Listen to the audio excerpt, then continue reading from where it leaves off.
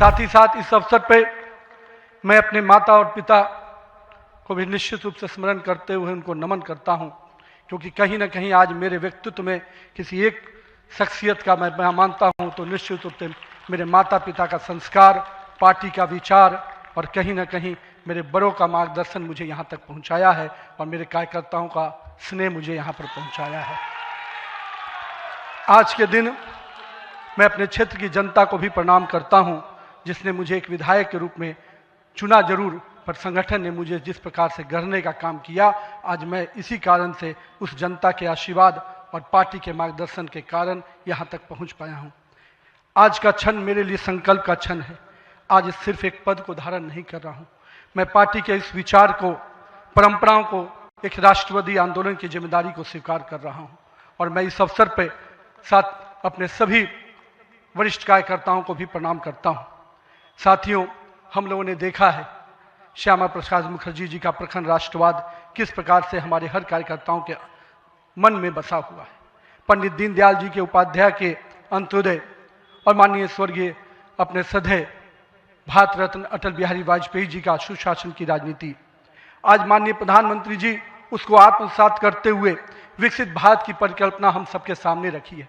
और आज 140 करोड़ भारतवासी अपने आप को इस विकसित भारत के सपने के साथ जोड़कर देश को आगे बढ़ाने में लगा है। आभार व्यक्त करता हूं जो हमारे मंच पर शीर्ष पर बैठे हैं, हमारा शीर्ष नेतृत्व और यहाँ पर बैठा हुआ पार्टी का वैसा नेतृत्व जिसने हर बूथ तक भाजपा के विस्तार में योगदान दिया है। आपने मुझ जैसे सामान्य कार्यकर्ता को पार्टी का इस सर्वोच्च पद तक पहुंचाने का अवसर दिया है। मैं इसके लिए आप सभी को प्रणाम करता हूं। माननीय आदरणीय प्रधानमंत्री जी, मैं हृदय से आपका आभार व्यक्त इसलिए करता हूं क्योंकि हम लोग ने हमेशा दूर से ही एक कार्यकर्ता के रूप में किस प्रकार से आप देश सेवा का काम लगातार कर रहे हैं।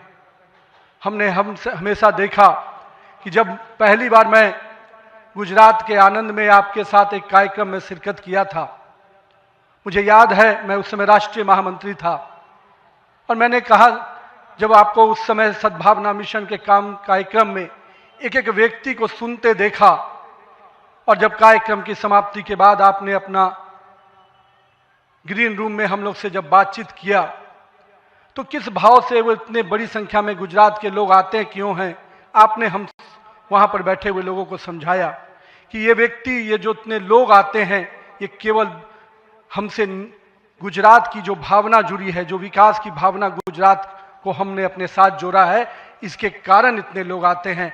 मैंने उस दिन समझा कि एक व्यक्ति बड़ा तब बनता है जब लोगों की भावनाओं से अपने आप को जोड़ता है।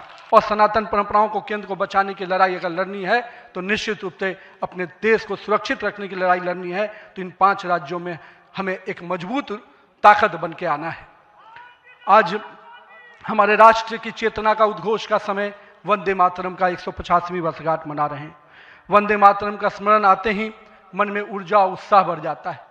हमें पूरा ध्यान में है कि एक एक व्यक्ति जब वंदे मातरम का जय घोष करता है तो उसके अंदर से जो ऊर्जा आती है, वही ऊर्जा इस देश को आगे बढ़ाने में काम आती है। तो आइए हम सबको मिलकर 150वीं वर्षगांठ को हर जन जन तक पहुंचाएं, हर युवा तक पहुंचाएं, हर महिला तक पहुंचाएं, क्योंकि वंदे मातरम हमारे अंदर का वो विश्वास है जो इस देश के विकास के साथ जुड़ेगा। सत्ता को सेवा का माध्यम बनाते हुए माननीय प्रधानमंत्री जी ने पिछले 25 वर्षों में जिस प्रकार से सरकार के मुखिया के रूप में गुजरात में और अब देश के प्रधानमंत्री के रूप में भारत के विकास में लगातार आप काम कर रहे हैं, निश्चित रूप से आपका प्रेरणादायी नेतृत्व हम जैसे नए कार्यकर्ताओं के लिए, हम जैसे पार्टी के कार्यकर्ताओं के लिए एक मापदंड है जिसको हम लोग निश्चित रूप से आपसे सीखते हैं। और मैं तो कहूँगा कि जिस सुशासन को, मॉडल को आपने पूरे देश और विश्व में स्थापित किया है, अन्य सभी राज्य सरकारों को भी उस मॉडल के साथ काम करना चाहिए, तभी हम विकास के सही मापदंड को अंतिम व्यक्ति तक पहुंचा पाएंगे। आइए हम सब मिलकर विकसित भारत के संकल्प को पूरा करने की भागीदारी सुनिश्चित करें। एक शक्तिशाली गतिमान संगठन के साथ राष्ट्र निर्माण की इस यात्रा को नई ऊंचाइयों तक लेके चले। भारत माता की जय, वंदे मातरम। करोड़ शौचालय की योजना को भी याद करना चाहेंगे, किस प्रकार से महिलाओं का सम्मान बढ़ा। 13 करोड़ 4 करोड़ लोगों को पक्के मकान मिले, 42 करोड़ लोगों को आयुष्मान भारत, 56 करोड़ लोगों के जनधन खाते खुले। मुझे आज भी याद है जब जनधन खाता खोलाने की बात हो रही थी तो कई लोग देश में, जब हम भाजपा के लोग इसको आगे बढ़ा रहे थे तो लोग हमारा मजाक उड़ा रहे थे। पर मैं आज भी मानता हूं गरीब के खाते में अगर 1 रुपया दिल्ली से चलता है तो 1 रुपया अगर गरीब के खाते में पहुंच पाता है तो ये कहीं ना कहीं उस जनधन खाते का वरदान के रूप में मैं देखता हूं। मैं आज के दिन माननीय प्रधानमंत्री जी के इस सब के साथ और सबके विकास के इस नारे को फलीभूत होता देख रहा हूं।